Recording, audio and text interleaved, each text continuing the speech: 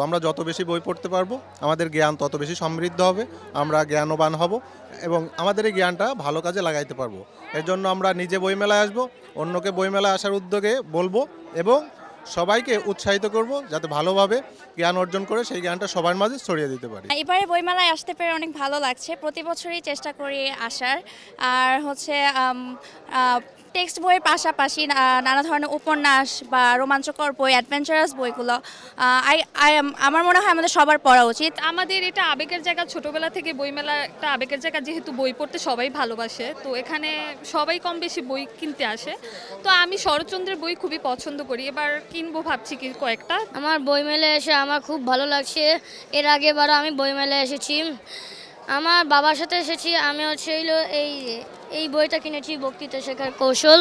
আজকে পহেলা ফাল্গুন, আসছি বইমেলাতে just enjoy করার জন্য। আর কিছু কিছু বই দেখছি, ভালো লাগছে। আগের থেকে অনেক লেখকের সংখ্যা বেড়েছে এবং অনেক ভিন্ন রকমের বই দেখতে পাচ্ছি, পড়ে আর কি খুব আনন্দিত লাগছে।